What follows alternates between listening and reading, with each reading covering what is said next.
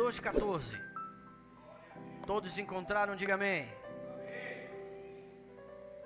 Diz assim a palavra do Senhor: façam tudo sem murmurações, nem discussões, para que sejam irrepreensíveis e puros, filhos de Deus, inculpáveis no meio de uma geração pervertida e corrupta, na qual vocês brilham como luzeiros no mundo, preservando a palavra da vida.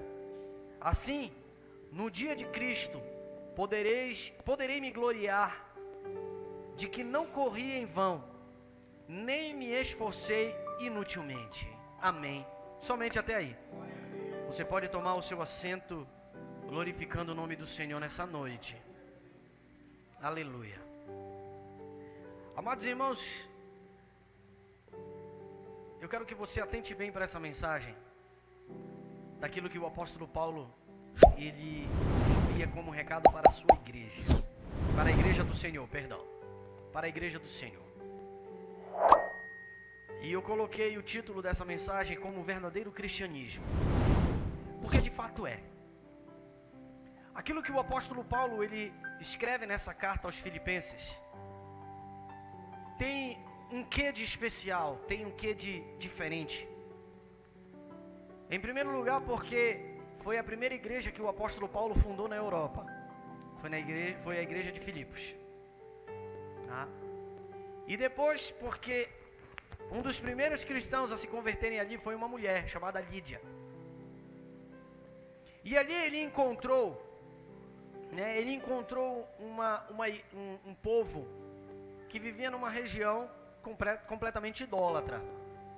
E os poucos que não eram idólatras, eles eram legalistas, porque eles eram judeus e eles seguiam basicamente a lei entregue a Moisés. O apóstolo Paulo, ele está falando para uma igreja que tem alguns problemas, sim. Ele está falando para uma igreja que existem alguns problemas. No mais, o básico que a igreja tinha de problema era aquilo que todas as igrejas do primeiro século vinham sofrendo de ataque. Eram com as falsas doutrinas, era com os falsos mestres, né? Tudo aquilo que a igreja do primeiro século, as igrejas do primeiro século viviam, a igreja de Filipos estava vivendo também. Então ele estava exortando uma igreja, em especial no capítulo de número 2, que eles viessem viver o verdadeiro cristianismo, a verdadeira essência de Cristo. Eles deveriam viver seguindo exatamente aquilo que o apóstolo Paulo estava ensinando. E quando eu me refiro ao apóstolo Paulo, aquilo que o apóstolo Paulo estava ensinando, é justamente aquilo que é a doutrina dos apóstolos, aquilo que o próprio Senhor Jesus havia revelado para eles no começo da igreja. E a igreja que foi fundada em Filipos foi justamente um pouco depois do período em que Paulo e Silas libertaram aquela menina com espírito de adivinhação, que passaram dias seguindo eles, que passaram dias ali falando: estes são os servos do Deus Altíssimo, Paulo e Silas, servos do Deus Altíssimo. E ali Paulo, depois de algum tempo, já aborrecido com aquela situação, porque se a gente lê a passagem de Atos, nós vamos ver que Paulo estava aborrecido com aquilo. Ele virou para aquela jovem e repreendeu o espírito de adivinhação dela. E eu quero que você atente para aquilo que Deus quer falar com você e comigo nessa noite. Porque assim como Paulo e Silas repreendeu o espírito de adivinhação daquela menina em Filipos, era exatamente isso que dominava aquela região ali da Europa. Eram situações de uma falsa religiosidade, eram situações de uma falsa doutrina, de misticismo que dominava aquela região ali. E a igreja, ela era combatida com isso. O apóstolo Paulo, ele está exortando a igreja a viver o cristianismo verdadeiro. O cristianismo verdadeiro, aleluia. E ele fala abertamente, ele vem falar abertamente acerca daquilo que a igreja deveria viver, como ela deveria viver, trazendo para si atributos de uma maturidade cristã, atributos de um cristão verdadeiramente maduro na presença de Deus, que é trabalhando de duas formas, em duas frentes, verdadeiramente em duas frentes. Uma é pelo amor e pelo serviço a outros. Eu posso muito bem fechar a Bíblia agora e encerrar a ministração, porque a carta aos Filipenses, a igreja de Filipos, ela fala basicamente isso. Só que nas entrelinhas, nos detalhes, tem alguns pontos que, como uma análise direta, interfere ou traz para que nós venhamos refletir sobre a nossa vida. Porque a gente pode bater no peito e dizer assim: eu sou um crente maduro, eu vivo devoto a serviços e ao amor ao próximo, ou ao amor a Deus, ao próximo e a serviços. Eu posso muito bem dizer isso. Então eu não vou me deixar me levar por fábulas, por adivinhações, por situações que não são da parte de Deus, porque eu sou um crente maduro, eu já tenho anos aí na presença de Deus. Deixa eu lhe falar algo muito importante. A igreja de Filipos, ela já estava há décadas fundada. Paulo escreve a carta à igreja de Filipos e entrega na mão de um pupilo dele, de um seguidor dele, de um aluno, de um discípulo a qual ele estava ensinando, chamado Timóteo. Paulo estava preso, Timóteo é que envia a carta a Filipos. E ele aguardava um retorno dessa carta para saber como é que eles estavam lá. O que o apóstolo Paulo quer é justamente trabalhar na vida da igreja por intermédio de 4 pontos. 4 pontos fundamentais que hoje eu trago para você, naquilo que no capítulo de número 2, especialmente no capítulo de número 2, pode se referir ou tratar sobre a carta inteira escrita à igreja de Filipos. A carta inteira. O primeiro ponto, preste atenção. O primeiro ponto que eu trago para você é justamente por uma igreja que é atacada. Uma igreja que é atacada, chega uma hora que ela vai querer desfalecer. Chega uma hora que ela vai ficar cansada. Chega uma hora que ela vai querer recuar, que ela vai querer parar, ou então ela vai ceder. Uma igreja, quando ela é muito influenciada por certas situações, ela tende ou se afastar, ou receber essa influência e aceitar essa influência. Seja ela boa, como recebe a palavra de Deus, seja ela ruim, com os falsos mestres, os falsos profetas e as falsas doutrinas. Aí é que vem o primeiro ponto: o consolo que está em Cristo. O consolo que está em Cristo Jesus. E aquilo que vem exortar a nós, hoje, na igreja do século 21, e a todos que nos acompanham pelas redes sociais, é justamente porque naquele período a única coisa que eles tinham, além da Torá, eram as cartas que eram escritas para a igreja. A única coisa que eles tinham. Então eles tinham que confiar 100% nas cartas que eram entregues, que eram enviadas a eles pelos apóstolos, pelos pais da igreja. Eles tinham que confiar 100% naquilo que eles estavam colocando ali. No versículo de número 2, da mesma passagem, diz assim: completai a minha alegria, tendo o mesmo modo de pensar, o mesmo amor, e um só espírito, e uma só atitude. Porque dentro da igreja, no capítulo de número 4, existiam duas ali que estavam em divisão. Eles estavam ali contendendo uma com a outra. E isso estava levando divisão para dentro da igreja. Porque não estavam ali aceitando o que uma estava falando, o que o outro estava falando. Preste atenção. O que Deus está falando ali naquilo que é o consolo que vem do Senhor para a nossa vida, é justamente naquilo em que Deus, Ele quer para você, Ele quer para mim, Ele quer para a igreja, e Ele quer que nós nos sujeitemos a isso. Porque quando eu falo de amor e serviço aos outros, eu estou falando em algo muito simples, uma palavra muito simples que deve ser marcado em nossa vida, chamada humildade. Porque a mensagem inteira A carta inteira aos Filipenses, e principalmente no capítulo de número 2, ela fala justamente do amor fraternal e da humildade.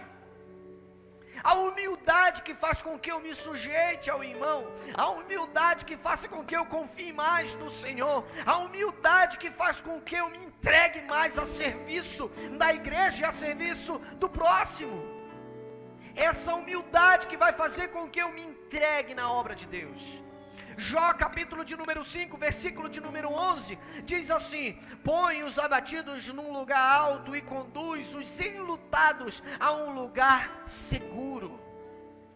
Ele está falando de quem? Ele está falando do próprio Senhor, daqueles que confiam no Senhor, daqueles que entregam a sua vida ao Senhor e daqueles que são humildes a se sujeitar à ordenança de Deus.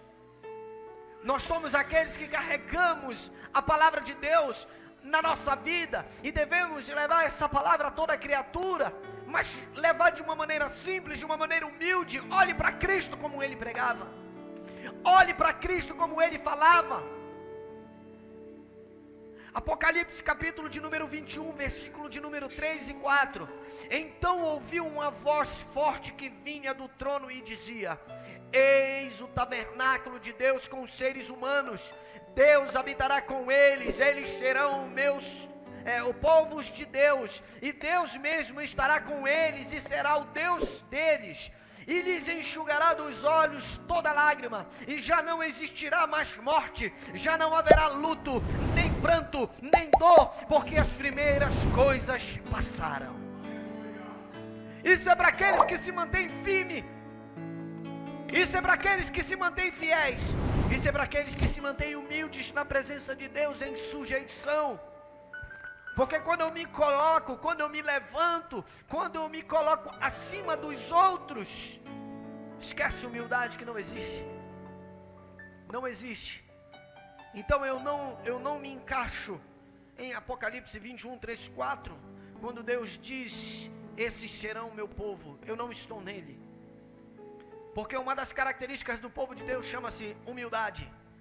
A primeira característica do povo de Deus chama-se humildade. E a pessoa que é humilde, ela se sujeita, ainda que esteja certo. Porque a resposta não vem do homem, a resposta não vem do pastor, não vem da pastora, não vem do irmão. A resposta vem do Senhor. A resposta que você espera vem de Deus. Segundo ponto, o primeiro ponto que nós vimos é consolo que está em Cristo, é confiar em Deus, confiar verdadeiramente no Senhor. O segundo ponto, a importância de evitar contenda, a importância de se evitar contenda. Filipenses capítulo 2, versículo de número 3, nada façais por rivalidade, nem por vaidade, pelo contrário, cada um considere com toda a humildade. E quando ele fala em humildade, ele fala toda a humildade de mente, coração, verdadeiramente. Considerai com toda a humildade as demais pessoas superiores a si mesmo. Então, quando eu digo com toda a humildade, não pode ser uma humildade fingida, não pode ser uma humildade camuflada, porque você pode enganar qualquer outra pessoa, eu posso enganar qualquer outra pessoa, mas no momento em que Deus se revelar para nós, será revelado a nossa nudez, o nosso fingimento, a máscara cairá, a verdade virá à tona, porque tudo aquilo que pela frente era verdadeiro, por dentro era tudo falso. Eu fazia por mérito próprio, eu fazia por mim, eu não fazia por Deus, eu não fazia pelo Senhor. Nada façais por rivalidade nem por vaidade, pelo contrário, cada um considere com toda a humildade as demais pessoas superiores a si mesmo. Jesus mesmo disse no momento da ceia, quando ele lavou os pés dos discípulos: eu sou mestre, eu me coloco como inferior a vocês.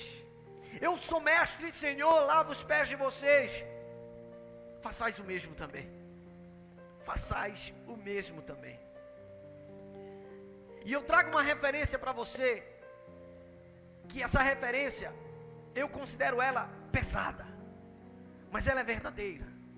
Eu considero ela pesada, principalmente para uma igreja, pesada, mas verdadeira, principalmente porque uma igreja que está na iminência de ir para o céu, precisa lembrar que existem versículos como esses aqui.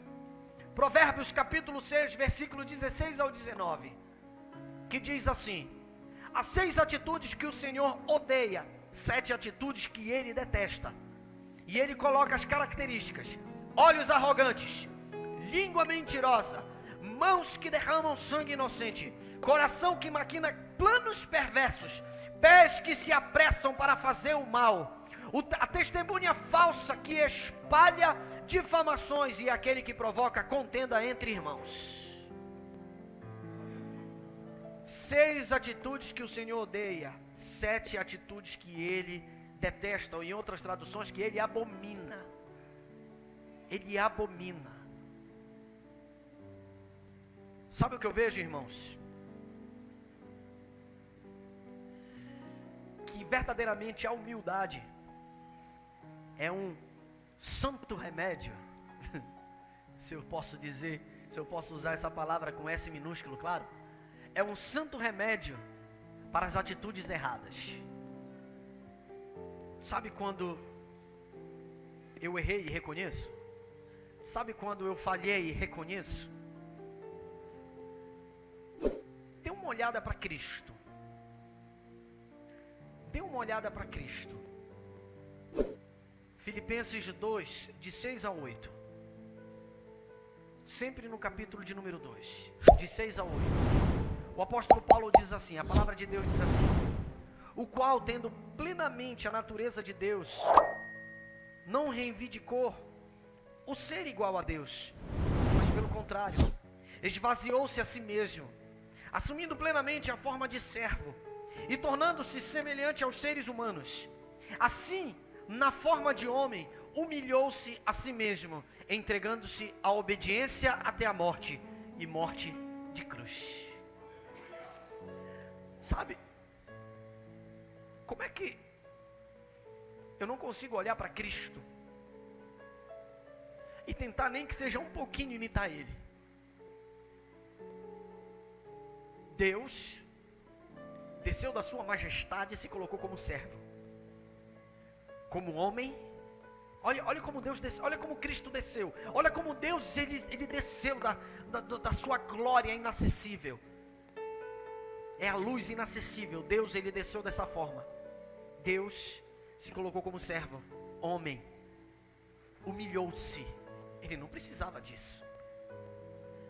Humilhou-se, foi obediente até a morte. Será que eu consigo olhar isso para a minha vida? Será que eu consigo trazer, você consegue trazer isso para a sua vida? E olhar o que Jesus fez para que nós o imitemos? O que Jesus fez para que a igreja seja uma igreja madura de fato? O que Jesus fez como exemplo para que eu busque com todas as minhas forças ser esse exemplo também? Parece um fardo pesado, não é. Cristo falou que não é. Ele conseguiu, nós conseguiremos também. Ele conseguiu, nós iremos conseguir também. Aleluia. Ele desceu da sua majestade, se fez homem, se humilhou, se entregou, foi servo, foi homem, aleluia, e se entregou à morte. E ele completou a carreira dele. Será que quando as lutas, as provas vierem, e elas vêm,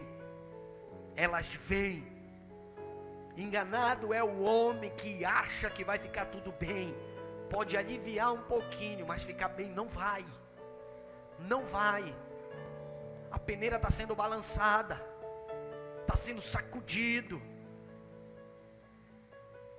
Quem é trigo está sendo sacudido, e Deus vai ficar firme com esses que ficarem firmes com Ele. Aleluia. Deus vai encaminhar com esses. Deus vai caminhar com esses que não negarem Ele em momento nenhum. Parece ser difícil. Aleluia. Depende de onde, para onde você está olhando. Hoje eu postei no meu status: melhor é o fim das coisas do que o início.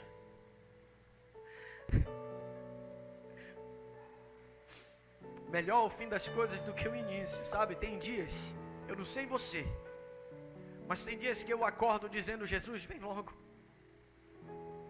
Jesus, vem logo, arrebata logo a tua igreja, nos leva logo, sabe? Será que isso é só uma característica do pastor, assim, tá cansado desse mundo?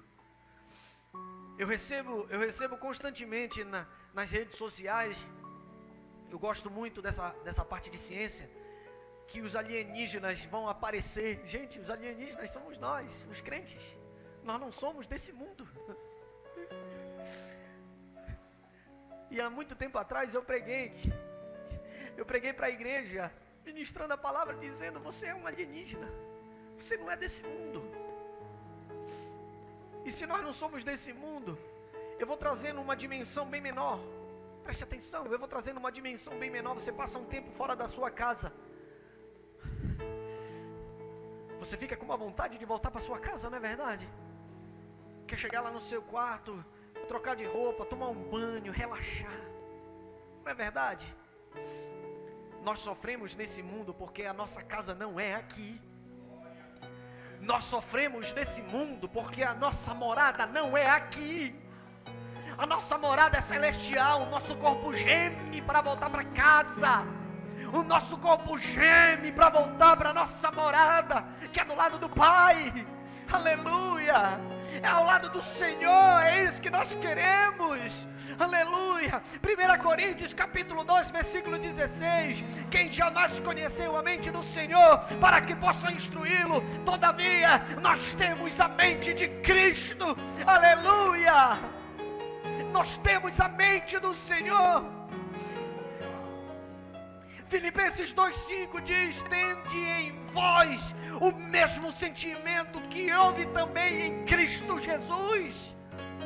Ele se humilhou, ele se fez homem, ele se sujeitou, ele se entregou à morte, ele cumpriu a obra que Deus colocou para ele cumprir. Na sua vida não é diferente. Vai acabar essa jornada. Aleluia. Você sabia que o orgulho é um demônio devorador? O orgulho é um demônio devorador que abate muitos. Eu peguei o significado de orgulho: sentimento de prazer, de grande satisfação com o próprio valor, com a própria honra. Eu me sujeitar, olha para mim, eu me sujeitar ao irmão, eu vou fazer isso pela irmã, pelo irmão. Que isso, meu irmão? Não, que o diácono faça, a diaconisa faça.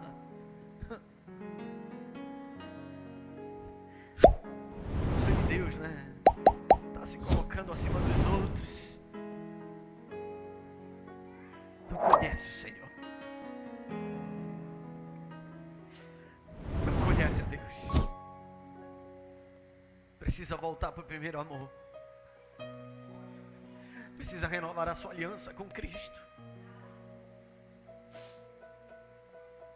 O maior combate do apóstolo Paulo não era nem as doutrinas que eram infiltradas, que tentavam se infiltrar dentro da igreja, com as revelações de misticismo que existia naquela época. A maior luta que o apóstolo Paulo queria era justamente sobre isso: que a igreja tivesse a mente de Cristo. Que a igreja tivesse a mente de Cristo. Porque você acha que as igrejas estão vazias? Porque você acha que estão indo atrás somente de revelações? Estão esquecendo a palavra? Porque você acha que o alimento sólido está sendo esquecido? Porque você acha?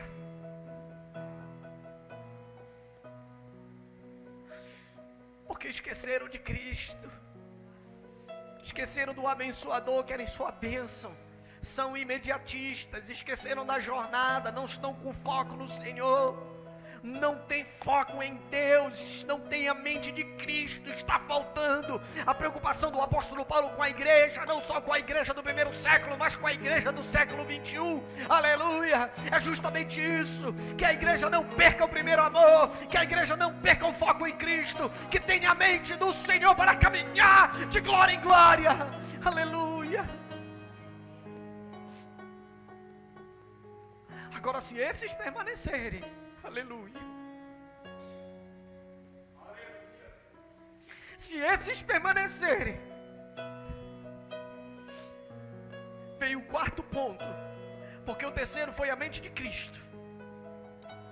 O quarto ponto, se esses permanecerem, oh glória,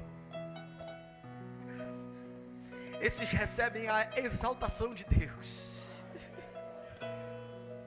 Filipenses 2:9. Por isso, Deus também o exaltou sobremaneira a mais elevada posição e lhe deu um nome que está acima de qualquer outro nome. Lucas 14:11. Pois todo que a si mesmo se exaltar será humilhado, e aquele que a si mesmo se humilhar será exaltado. Eu peguei uma outra tradução dessa mesma passagem de Lucas 14:11. Portanto, todo que se promove será envergonhado, mas o que a si mesmo se humilha receberá exaltação. Aleluia. E a palavra promover, ela quer dizer o quê? Elevar a cargo ou categoria superior. Se eu me promover, se eu me exaltar, se eu me colocar acima dos outros, eu não tenho a mente de Cristo, eu não conheço o Senhor. Mas aqueles que se humilham, aqueles que se entregam na presença de Deus, aleluia, esses serão exaltados, estarão um dia na glória com o Senhor. 1 Pedro capítulo 5, versículos 5 e 6. Do mesmo modo, jovens, sede submissos aos mais velhos, e todos vós, igualmente, tratai com humildade uns aos outros, porquanto Deus se opõe aos orgulhosos, mas concede graça aos humildes. Sendo assim, humilhai-vos sob a poderosa mão de Deus, para que Ele vos exalte no tempo certo. Aleluia! Deus, Ele vai te exaltar. Confia no Senhor, te entrega, aleluia, faz a obra, louvado seja o nome do Senhor, e Deus, Ele vai te exaltar.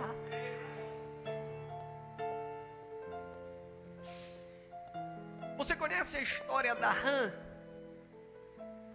que queria se afastar do frio? A rã, o sapo, né? Ela morava numa região muito fria e ficou ali no lago, estava ficando frio, aí pousaram uns gansos ali. O ganso voa, né? E ele a rã começou a se lamentar para os gansos, dizendo: poxa, está ficando frio, vocês vão embora, eu vou ficar só aqui. Eu não queria ficar nesse frio, eu queria ir com vocês. Mas como? O sapo não voa, né? A rã não pode voar. E ela teve uma ideia genial. Ela disse assim: ó, a gente pode tentar amarrar um galho na tua perna, na perna de um dos gansos. A gente amarra um galho, e no momento que você voar, eu mordo aquele galho. Eu prendo com a minha boca e com a minha língua. E vocês saem voando. E eu vou ali, segurando com a minha boca. Os gansos meio assim, né? Ficaram preocupados e tudo mais. Aceitaram mesmo, meio não querendo aceitar, mas aceitaram. Levantaram o voo. Não foram muito alto, né? Preocupado com a rã ali, engatada, né? Engatado ali naquele galho preso na pata, lá do ganso, né? Preocupado, não vou muito alto. E naquele momento eles estavam passando por cima de um vilarejo. E chamou a atenção aquela revoada de gansos, e um deles segurando uma rã, que estava preso com a boca por um galho. Gente, olha só, chamou a atenção do povo ali. Olha que negócio, que situação. E um muito exaltado, né, uma pessoa lá embaixo muito exaltada, disse a si mesmo: de quem foi essa brilhante ideia? Aí a rã abre a boca e diz: foi minha. Caiu e morreu. O que nós aprendemos com isso? A exaltação não vem nossa. A exaltação vem do Senhor. No momento em que nós estamos fazendo, pouquinha calada, pouquinha fechada, porque a exaltação vem de Deus. Na hora certa, vem do Senhor. A rã poderia ter passado ali segurando no galho, feliz porque ela teve uma ideia, mas ficou só com ela, mas ela foi se exaltar. Essa ideia geniosa foi minha, e ela caiu daquela altura e morreu, porque não suportou a queda. No reino de Deus não é diferente. No reino de Deus é da mesma forma. Filipenses 2, 12 ao 13. Sendo assim, meus amados, como sempre obedecestes, não somente na minha presença, porém muito mais agora na minha ausência, colocai em prática a vossa salvação, com reverência e temor a Deus, pois é Deus que produz em vós tanto querer como realizar, de acordo com a sua boa vontade. Colocai em prática a vossa salvação. Colocai em prática a vossa salvação. Sabe o que isso quer dizer? Você que tem a mente de Cristo, você que se coloca diante de Deus, serve ao próximo, serve ao Senhor, aleluia. Ele diz assim: colocai em prática a vossa salvação. Aqueles que são salvos, eles não fazem, aleluia, para agradar o homem, fazem para agradar a Deus. Eles não se sujeitam ao homem, eles se sujeitam a Deus, sabendo que quando eu me sujeito a Deus, eu me coloco como humilde perante os meus irmãos, aleluia, para que no tempo certo o Senhor me exalte, para que no tempo certo o Senhor ele venha sobressair a sua glória sobre mim, sobre a igreja, sobre o servo, aleluia, porque é exatamente isso. Colocai em prática a vossa salvação, colocai em prática a vossa salvação, porque os salvos, esses, aleluia, fazem aquilo que agradam ao seu Senhor. Os salvos, eles têm a mente de Cristo, aleluia, e serão exaltados de sobremaneira, aleluia, no dia da vinda do Senhor. Glória a Deus. A palavra de Deus diz, aleluia, que aqueles que servem aqui receberão, aleluia, recompensa por aquilo que fizerem aqui, e por fim a vida eterna, aleluia. A tua recompensa está certa, a tua recompensa está guardada. Então persevera, não desiste, não recua, aleluia, não fica fraco, ainda que fique fraco, busque forças no Senhor, e Ele vai te exaltar no tempo certo. Se coloque de pé, em nome de Jesus, para a glória de Deus.